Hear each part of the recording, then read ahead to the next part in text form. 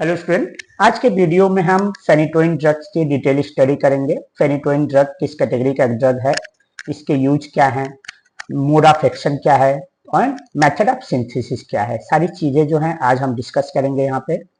Phenytoin is a hydantoin derivatives used as anti epileptic agent. Phenytoin जो है hydantoin derivatives होता है जो कि यूज होता है एंटी इपिलेप्टिक ड्रग के लिए।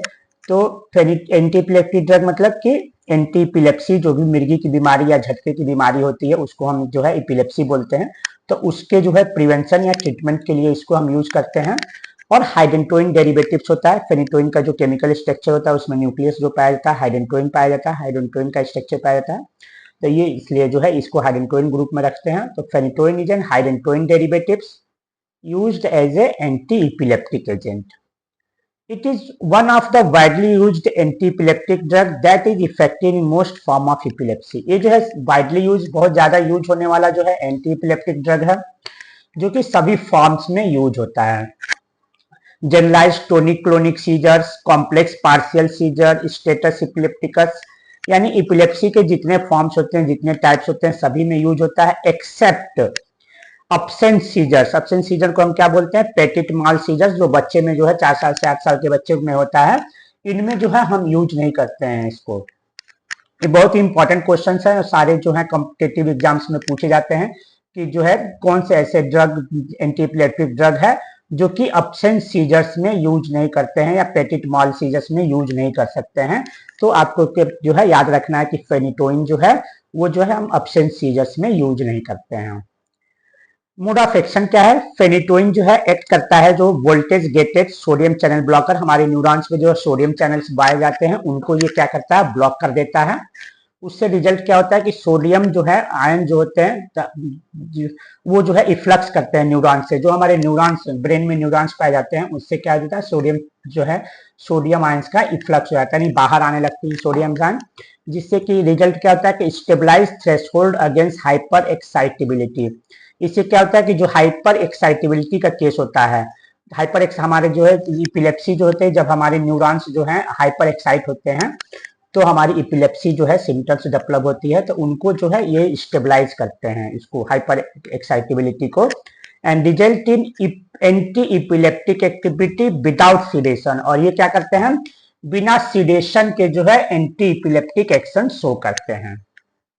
स्ट्रक्चर देखिए इसका क्या है, ये जो है स्ट्रक्चर इट इज इमिडाजोलिन डेरिवेटिव्स, हमने बोला था हाइडेंटोइन डेरिवेटिव्स। ये देखिए ये जो है फर्स्ट और थर्ड एक रिंग, ये जो 5 एटम्स का रिंग है, फर्स्ट और थर्ड पोजीशन पर नाइट्रोजन है, तो इसको हम क्या बोलते हैं?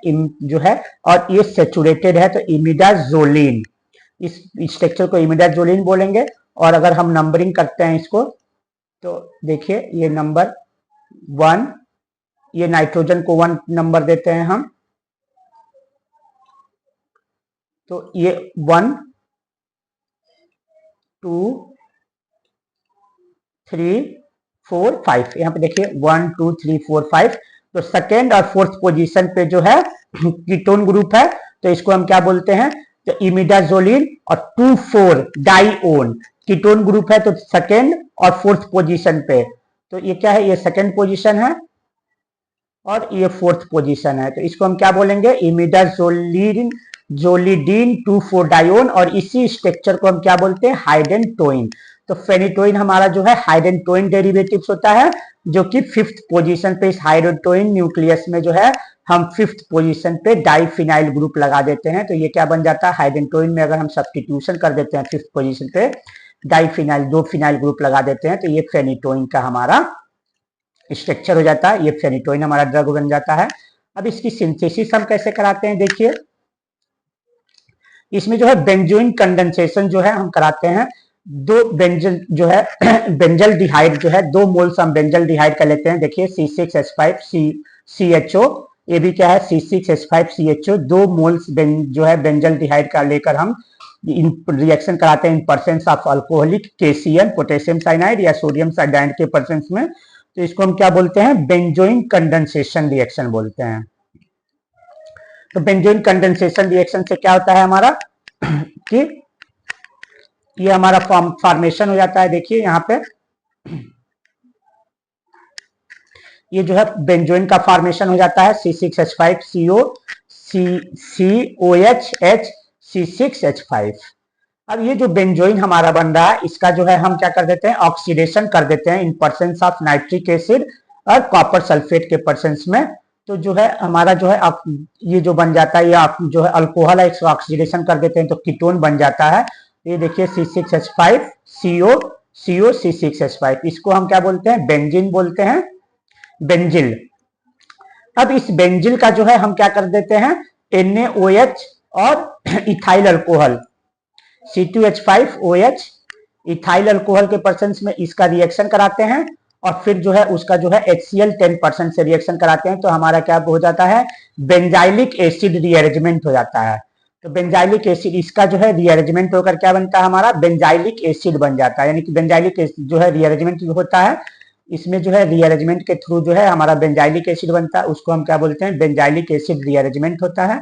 और ये हमारा स्ट्रक्चर बन जाता है, देखिए C6, ये था हमारा C6H5C, यहाँ पे OH आ जाता है और C6H5 और यहाँ पे जो है COOH आ गया आपका। इसको हम क्या बोलते हैं, बेंजाइलिक एसिड बोलते हैं। इस बेंजाइलिक एसिड का जो है जब हम अमोनिया से रिएक्शन करा, ये जो है यूरिया से रिएक्शन करा देते हैं, तो क्या हो जाता है, इसके जो है 2 मोल्स जो है, 2 मोल इसमें से रिएक्शन जब करता है तो 2 मोल्स वाटर का रिएक्शन हो जाता है, जिसको हम क्या बोलते हैं, कंडेंसेशन रिएक्शन, या और जो है इसका साइक्लाइजेशन हो जाता है।